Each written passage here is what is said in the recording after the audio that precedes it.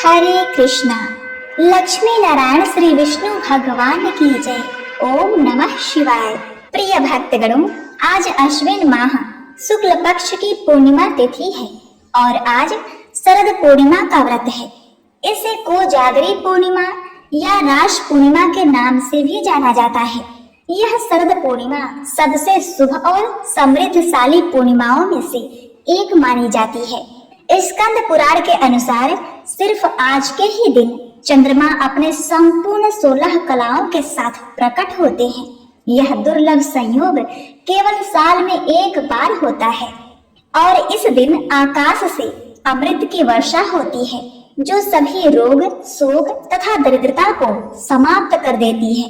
तथा भगवान विष्णु और माता लक्ष्मी इस शरद पूर्णिमा की रात्रि को जागरण कर रहे मनुष्यों को सुख, समृद्धि, धन प्रदान करने के लिए पृथ्वी लोक पर भ्रमण करती हैं और अपने भक्तों के घरों से निर्धनता को हमेशा के लिए दूर कर देती हैं।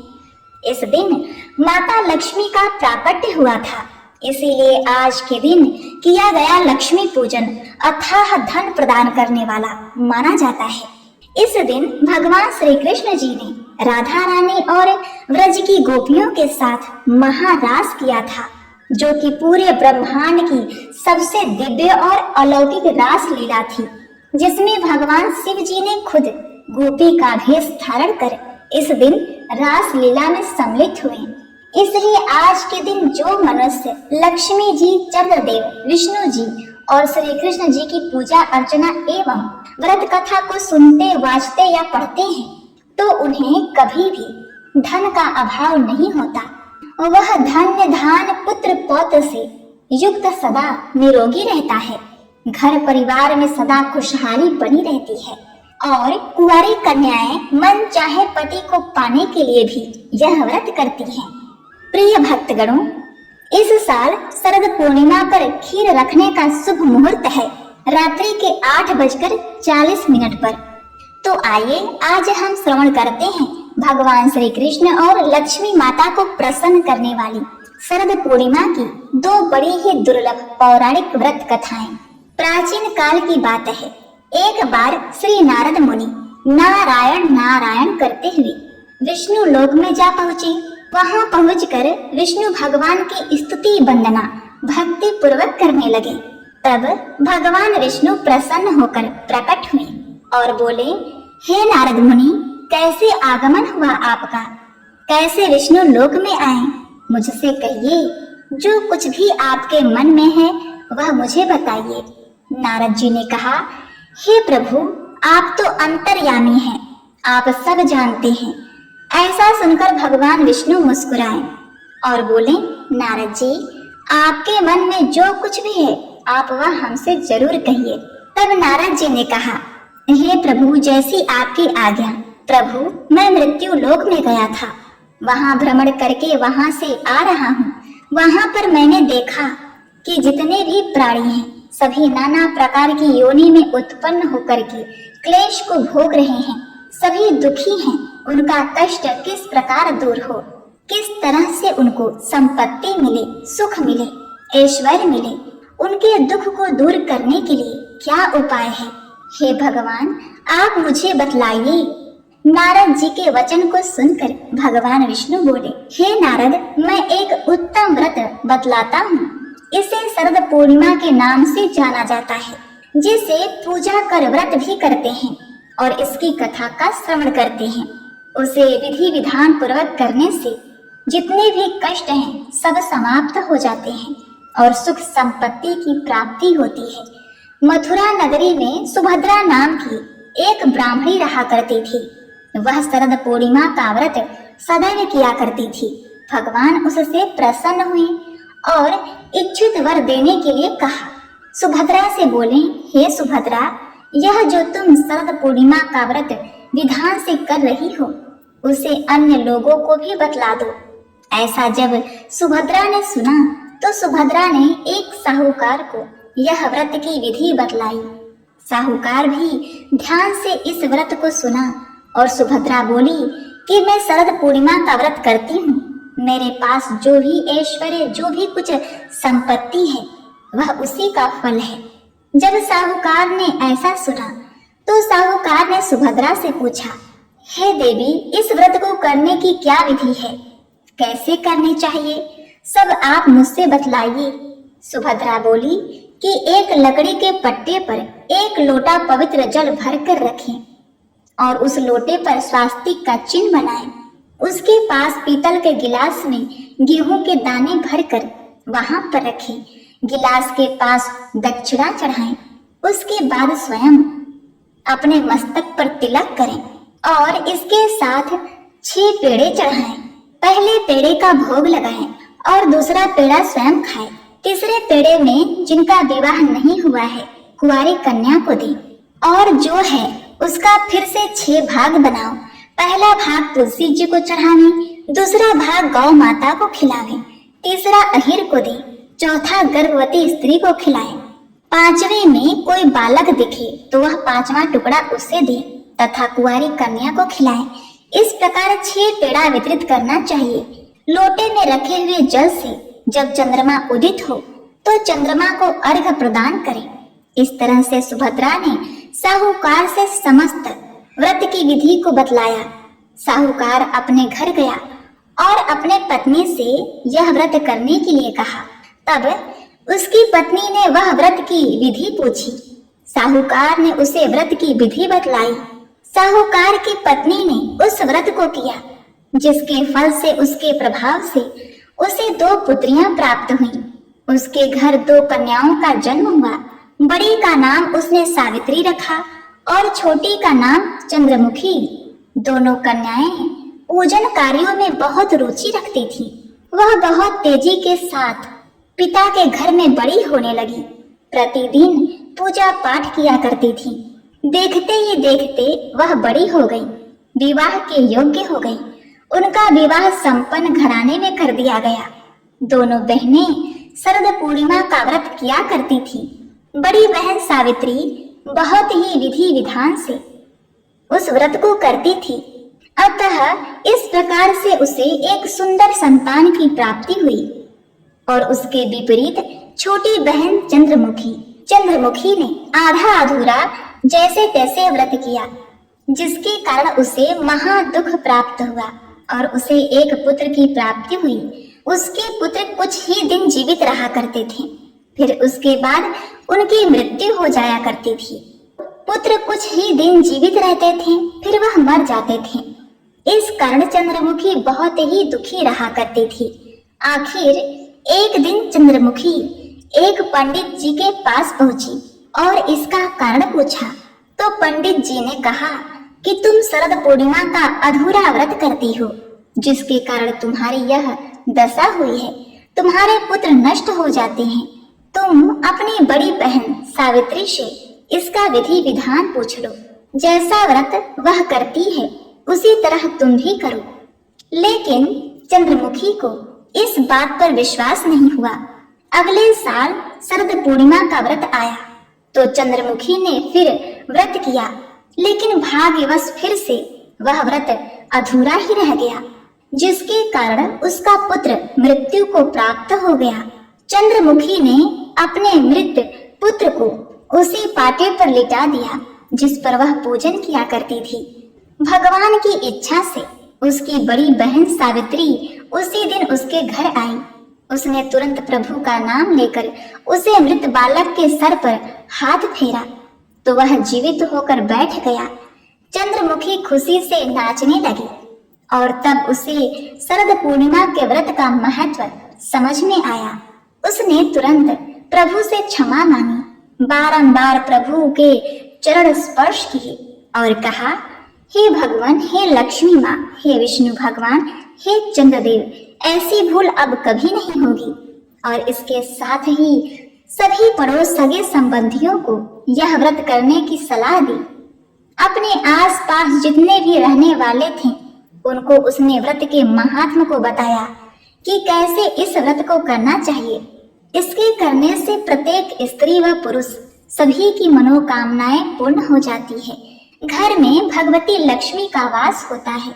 महालक्ष्मी की कृपा सदैव बनी रहती है। ऐसे ही प्राचीन काल में इस व्रत को एक निर्धन ब्राह्मण ने किया था। एक निर्धन ब्राह्मण का परिवार निवास किया करता था। इस परिवार की स्थिति अत्यंत ही दयनीय थी तथा वे सदैव धन की कमी से परेशान रहा करते थे। ब्राह्मण तथा उसकी पत्नी ने हर तरह से प्रयास किया, किंतु उनकी दैनिक स्थिति समाप्त होने का नाम ही नहीं ले रही थी। एक दिन ब्राह्मण की पत्नी ने माता लक्ष्मी का उपवास करने का निश्चय किया तथा व्रत किया। उसने शरद पूर्णिमा की रात्रि को जागरण करते हुए लक्ष्मी माँ की पूजा अर्चना की। शरद पूर्णिमा की रात्रि को लक्ष्मी धरती पर आती हैं तथा जो भक्त माँ का जागरण कर रहे होते हैं उन्हें माँ लक्ष्मी धन तथा समृद्धि प्रदान करती हैं। ब्राह्मणी ने भी इस व्रत को रखते हुए माँ लक्ष्मी की पूजा अर्चना की तथा इस प्रकार से माता लक्ष्मी उसकी तपस्या से प्रसन्न होकर प्रकट हुई। माँ लक्ष्मी ने ब्राह्मणी के परिवार को आशीर्वाद दिया तथा उन्हें धन्य धान से परिपूर्ण कर दिया। इसी दिन से ब्राह्मण की गरीबी समाप्त हो गई तथा वे सुख समृद्धि के साथ जीवन यापन करने लगे। इस दिन शरद पूर्णिमा की रात्रि को जागरण करने से माता लक्ष्मी की कृपा अवश्य ही प्राप्त होती है तथा धन संपत्ति का आशीर्वाद प्राप्त होता है। जो पति की इच्छा से कन्याएं व्रत को करती हैं, उसे सुंदर पति की प्राप्ति होती है। जो पुत्र की इच्छा से व्रत करती हैं, उन्हें पुत्र प्राप्त होता है। जिन्हें धन की इच्छा से ये व्रत करती हैं, उन्हें धन मिलता है। जो किसी बहुत ही भयानक रोग से पीड़ित हैं, उनका कष्ट दूर हो जाता है। इस तरह से यह सुंदर व्रत है जिसे हर वर्ष शरद पूर्णिमा के दिन करना चाहिए और इसके साथ साथ रात में जागरण अवश्य करना चाहिए। भगवती लक्ष्मी की असीम कृपा प्राप्त करने के लिए रात्रि को लक्ष्मी जी के मंत्र का जप करना चाहिए। चंद्र देवता को दूध से अर्घ देना चाहिए। विष्णु भगवान को खीर का भोग लगाना चाहिए और रात्रि जागरण करना चाहिए।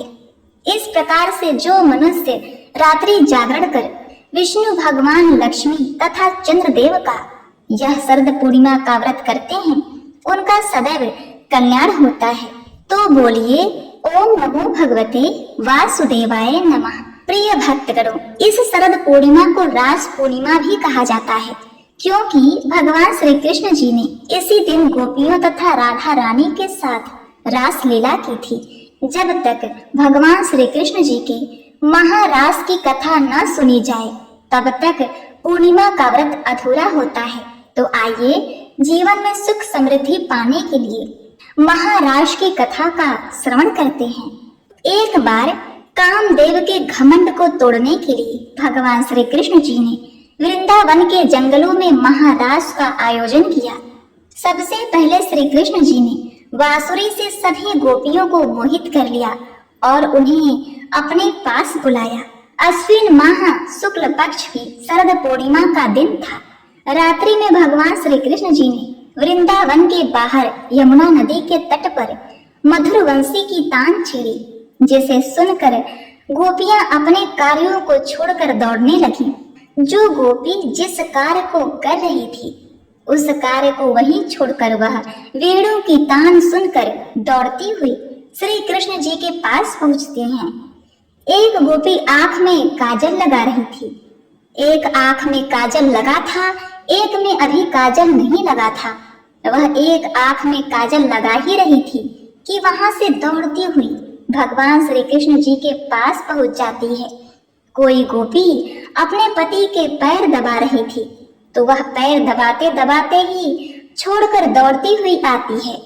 कोई गोपी गाय का दूध दोह रही थी, तो आधा दूध छोड़कर दौड़ पड़ती है। यहाँ तक कि जब कई गोपियों को उनके पतियों ने रोका, तो गोपियां मानसिक भाव से पहले से ही भगवान श्री कृष्ण के पास पहुंच गईं। इस प्रकार जब वृंदावन की समस्त गोपियां भगवान श्री कृष्ण जी के मधुर वंशी की तान सुनकर उनके पास पहुंची। जब सभी गोपियां भगवान श्री कृष्ण जी के पास पहुंच गई, तब भगवान श्री कृष्ण जी ने गोपियों को देखकर कहने लगे, देखो गोपियों, तुम्हें इस प्रकार रात्रि के समय अपने परिवारजनों को छोड़कर एकांत जंगल में मेरे पास नहीं आना चाहिए था, क्योंकि जो मानवीय स्त्री होती हैं उनको इस प्रकार रात्रि में अकेली बाहर नहीं निकलना चाहिए। इसलिए लौकिक दृष्टि से तुम्हारा यहाँ आना सही नहीं है। इसलिए मैं तुमसे कहता हूँ, हे गोपियों, अब तुम यहाँ से चली जाओ, क्योंकि तुम्हारे पति और तुम्हारा परिवार के सदस्य तुम्हें घर पर न देखकर व्याकुल हो रहे होंगे। इस प्रकार जब भगवान श्री कृष्ण जी के मुख से गोपियों ने यह सुना तो सभी गोपियां आंखों में अश्रु लिए रोने लगी और कहने लगी, हे श्री कृष्ण, हे कृष्णा, आप तो बड़े ही निष्ठुर हैं। इस प्रकार आप अपने मोहिनी सूरत और प्रेम के पास में हमें बांधकर यहाँ तक बुलाए हैं और बंसी की तान छेड़कर हमारे हृदय को विचलित कर दिया है, और फिर निष्ठुर भाव से कह रहे हैं कि तुम यहाँ से चली जाओ। आप कितने निष्ठुर हो। तुम्हारे मन में बिल्कुल भी दया नहीं है। तुम्हें पता नहीं कि हम तुम्हारे बिना कितने व्याकुल हो रही हैं। अब हमें किसी प्रकार कोई चिंता नहीं। अब हम आपको छोड़कर नहीं जाने वाले। ऐसा कहकर गोपियां जोर जोर से सुबकने लगी और अश्रु धाराएं बहाने लगी। प्रिय भक्तगणों, ये गोपियां पूर्व जन्म में बहुत बड़े ऋषि और महात्मा हुआ करते थे। उन्होंने तप से भगवान विष्णु को प्रसन्न किया और उनसे उनका प्रेम मांगा। भगवान विष्णु ने आशीर्वाद देते हुए ऋषियों की इच्छा को पूर्ण करने के लिए उन्हें गोपियों के रूप में व्रज में भेजा, तथा ये वही ऋषि मुनि थे जो भगवान श्री कृष्ण का प्रेम और स्नेह भक्ति प्राप्त करने के लिए गोपियों के रूप में प्रकट हुए थे। यही गोपियां आज भगवान श्री कृष्ण से उनका सानिध्य, उनका अपार प्रेम और भक्ति मांग रही थी, जिनके मन में तनिक भी काम भावना न थी। बस उनके मन में अपने प्रभु को पा लेने की इच्छा थी और भक्ति में डूब जाने की इच्छा थी। तब भगवान श्री कृष्ण जी ने उन गोपियों की इच्छा को पूर्ण करने के लिए जितनी भी गोपियां थी उतने ही श्री कृष्ण का रूप धरा और सभी गोपियों के साथ बराबर रूप से रास रचाने की प्रक्रिया शुरू की। इधर शरद पूर्णिमा की शरद उज्जवल चांदनी में वंशीवट यमुना के किनारे श्याम सुंदर साक्षात वंशी बजाकर अर्धरात्रि में महारास रचा रहे थे और महारास की गूंज सारी त्रिलोकी में गई, तो भगवान भोलेनाथ के कानों में भी महारास की गूंज गई। मनमोहन की मीठी मधुर मुरली ने कैलाश पर विराजमान भगवान श्री शंकर को भी मोह लिया। समाधि उनकी भंग हो गई। बाबा भोलेनाथ वृंदावन की ओर बावरे होकर दौड़ पड़े। पार्वती जी भी मनाकर हार गई, किंतु त्रिपुरारी माने नहीं। भगवान श्री कृष्ण जी के परम भक्त श्री आसुरी मुनि, पार्वती जी, नंदी, श्री गणेश, कार्तिकेय के साथ वृंदावन के वंशीवट पर आ गए। वंशीवट पर जहाँ महारास हो रहा था, वहाँ गोलोकवासिनी गोपियां द्वार पर खड़ी थी। पार्वती जी तो महारास में अंदर प्रवेश कर गई, किंतु द्वारपालिकाओं ने श्री महादेव जी और आसुरी मुनि को अंदर जाने से रोक लिया। श्रेष्ठ जनों, श्री कृष्ण जी के अतिरिक्त अन्य कोई पुरुष इस एकांत महारास में प्रवेश नहीं कर सकता। श्री शिव जी बोले, हे देवियों, हमें भी श्री राधा कृष्ण के दर्शन की लालसा है, अतः आप ही लोग कोई उपाय बताइए जिससे कि हम महारास के दर्शन पा सकें। ललिता नामक सखी बोली, हे भगवान, यदि आप महारास देखना चाहते हैं तो गोपी बन जाइए।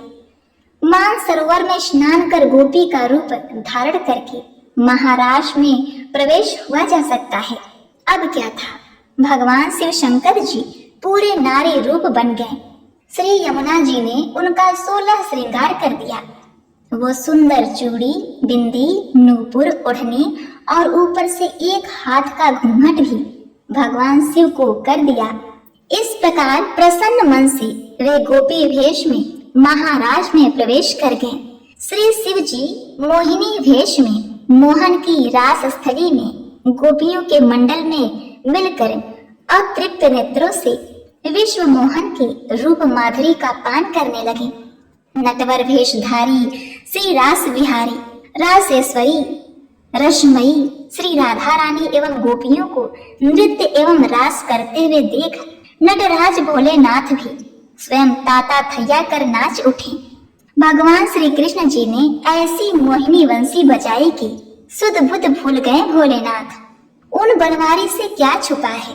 भगवान कृष्ण शिव जी के साथ थोड़ी देर तो नाचते रहे, लेकिन जब पास पहुंचे तो भगवान बोले कि रास के बीच थोड़ा हास परिहास हो जाए तो रास का आनंद दोगुना हो जाएगा। भगवान बोले कि अरे गोपियों, तुम मेरे साथ कितनी देर से नृत्य कर रही हो, लेकिन मैंने तुम्हारा चेहरा देखा ही नहीं, क्योंकि कुछ गोपियां घूंघट में भी हैं। गोपियां बोली कि प्यारे मोहन, आपसे क्या छुपा है, आप देख लो हमारा चेहरा। लेकिन जब भगवान शंकर ने सुना तो भगवान शंकर बोले कि ये कन्हैया को रास के बीच क्या सूझा। अच्छा भला रास रचा रहा था, मुख देखने की क्या जरूरत थी। शिव जी ऐसा मन में सोच ही रहे थे कि कन्हैया जी फजीहत पर आ तुले। भगवान श्री कृष्ण बोले कि गोपियों, तुम सब एक कतार बनाकर खड़ी हो जाओ और मैं सबका एक नंबर से दर्शन करूंगा। भगवान शिव जी बोले, अब तो काम बन गया, लाखों करोड़ों गोपियां हैं, मैं सबसे अंत में जाकर खड़ा हो जाऊंगा। कन्हैया मुख देखते देखते थक जाएंगे और मेरी बारी नहीं आएगी। अब गोपियां एक कतार में खड़ी हो गईं और अंत में भगवान शिव जी खड़े हो गए। जो कन्हैया की दृष्टि अंत में पड़ी तो भगवान श्री कृष्ण जी बोले कि नंबर इधर से शुरू नहीं होगा, नंबर मतलब कि बारी उधर से शुरू होगा। भगवान शिव जी बोले कि ये तो मेरा ही नंबर आ गया। भगवान शिव जी दौड़कर दूसरी ओर जाने लगे तो भगवान श्री कृष्ण गोपियों से बोले, पहले इस गोपी का मुख दर्शन करूंगा जो मुख दिखाने में इतनी लाज शर्म कर रही है। इतना कहकर भगवान श्री कृष्ण दौड़े और दौड़कर भगवान शिव जी को पकड़ लिया और घूंघट ऊपर किया और कहा, आओ गोपेश्वर आओ, आपकी जय हो। बोलिए गोपेश्वर महादेव की जय, शंकर भगवान की जय। श्री राधा आदि श्री गोपेश्वर महादेव के मोहिनी गोपी के रूप को देखकर आश्चर्य में पड़ गई। तब श्री कृष्ण जी ने कहा, राधे, यह कोई गोपी नहीं है, ये तो साक्षात भगवान शंकर है। हमारे महाराष्ट्र के दर्शन के लिए इन्होंने गोपी का रूप धारण किया है। तब श्री राधा कृष्ण ने हंसते हुए शिव जी से पूछा, भगवान, आपने यह गोपी वेश क्यों बनाया है? भगवान शंकर बोले, प्रभु, आपकी यह दिव्य रहस्यमयी प्रेम लीला महारास देखने के लिए गोपी रूप धारण किया है। इस पर प्रसन्न होकर श्री राधा जी ने श्री महादेव जी से वर मांगने को कहा तो श्री शिव जी ने यह वर मांगा कि हम चाहते हैं कि यहाँ आप दोनों के चरण कमलों में सदा ही हमारा वास हो। आप दोनों के चरण कमलों के बिना हम कहीं अन्यत्र वास नहीं करना चाहते। इसके बाद सुंदर महारास हुआ। भगवान कृष्ण जी ने कथक नृत्य किया और भगवान शिव ने तांडव, जिसका वर्णन यदि माता सरस्वती भी करना चाहे तो नहीं कर सकती। खूब आनंद आया। भगवान श्री कृष्ण जी ने ब्रह्मा की एक रात्रि ले ली, लेकिन गोपियां इसे समझ नहीं पाई। केवल अपनी गोपियों के प्रेम के कारण उन ऋषि मुनियों जो कि गोपी के रूप में जन्म लिए थे, उनके प्रेम के लिए भगवान श्री कृष्ण जी ने रात्रि को बढ़ाकर इतना दीर्घ कर दिया कि गोपियों ने एक रात कृष्ण के साथ अपने प्राण प्रिय पति के रूप में बिताई है। लेकिन यह कोई साधारण रात नहीं थी, ब्रह्मा की रात्रि थी और लाखों वर्ष तक चलती रही। आज भी वृंदावन में निधि वन में प्रतिदिन भगवान श्री कृष्ण रास करते हैं। कृष्ण के लिए सब कुछ करना संभव है क्योंकि वे भगवान हैं। इस प्रकार भगवान ने महारास लीला को किया। भगवान श्री कृष्ण जी ने हजारों रूप रखकर सभी गोपियों के साथ नृत्य किया, लेकिन एक क्षण के लिए भी मन में वासना का प्रवेश नहीं किया। कामदेव ने महाराश में अपनी पूरी शक्ति लगा दी, लेकिन श्री कृष्ण जी के भीतर काम वासना जैसी किसी भी भावना को उत्पन्न करने में विफल रहे। इस तरह भगवान श्री कृष्ण जी ने इस रात को ब्रह्म रात के बराबर कर दिया और गोपियों के साथ रास रचाते हुए भगवान श्री कृष्ण जी ने इस तरह शरद पूर्णिमा की रात कामदेव का घमंड तोड़ दिया। श्री सुखदेव जी महाराज परीक्षित से कहते हैं, हे राजन, जो इस कथा को सुनता है उसे भगवान के रस में स्वरूप का दर्शन होता है। उनके अंदर से काम हटकर श्याम के प्रति प्रेम जागृत होता है और उनका हृदय रोग भी ठीक हो जाता है। रास पंचध्यायी का आखिरी श्लोक इस बात की पुष्टि भी करता है।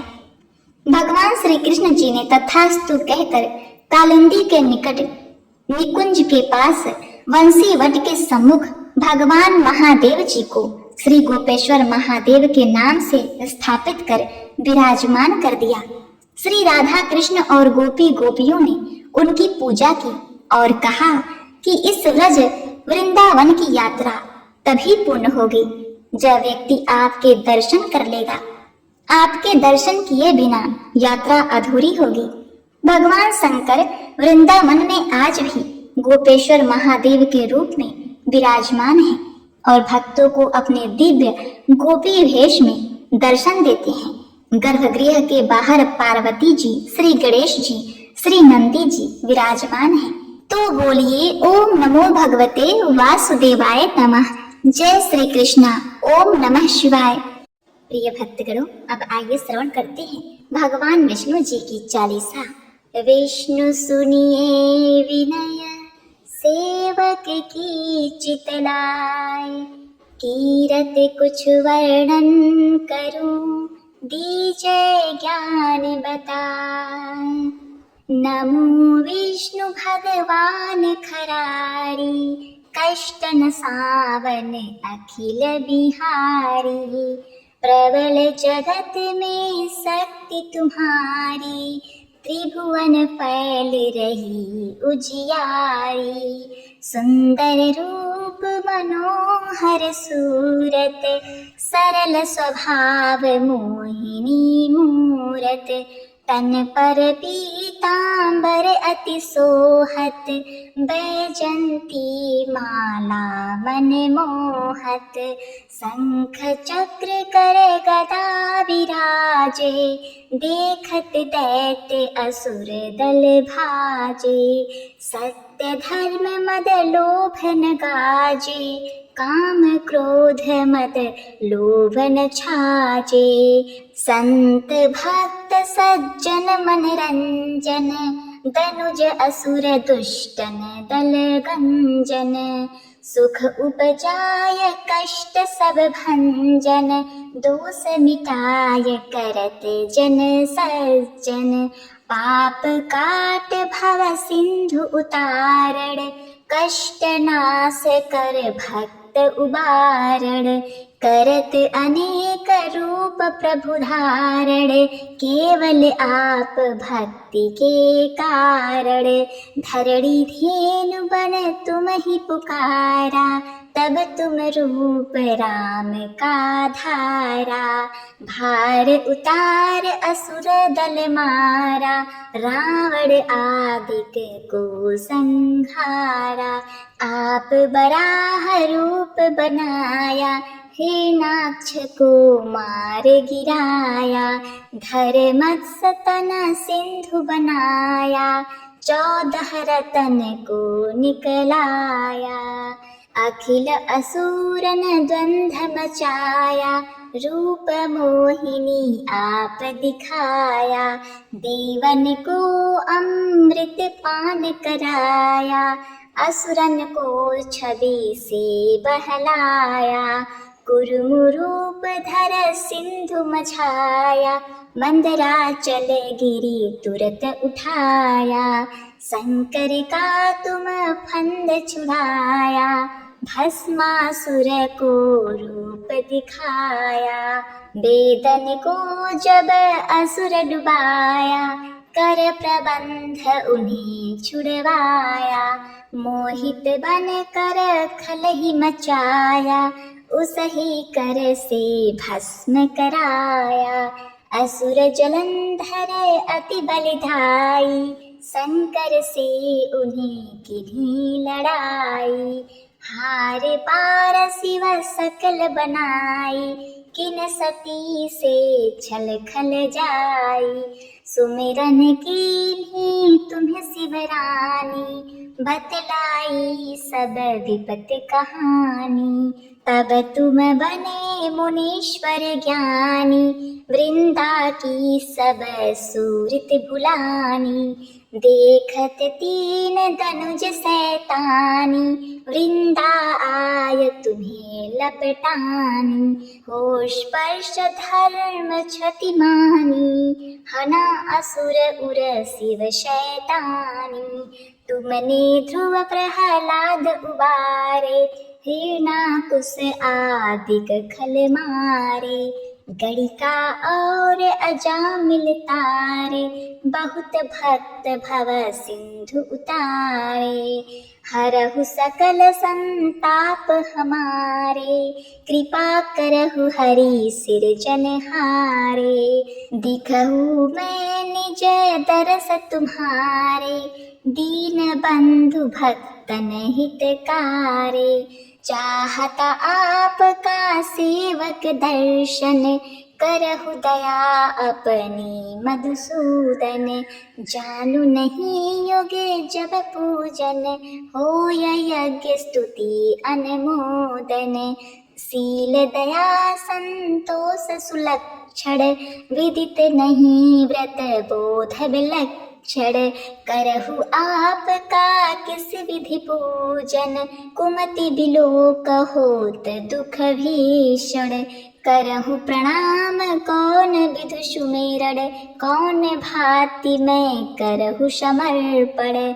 सुर मुनि करत सदा सेवकाई, हर्षित रहत परम पद पाई, दीन दुखित पर सदा सहाई, निज जन जान लेव अपनाई, पाप दोष संताप नशाओ, भव बंधन से मुक्त कराओ, सुख संपत्ति दे सुख उपजाओ, निज चरणन का दास बनाओ, निगम सदा ये विनय सुनावे, पढ़े सुने सो जन सुख पावे। बोलिए श्री विष्णु भगवान की जय, श्री लक्ष्मी माते की जय, श्री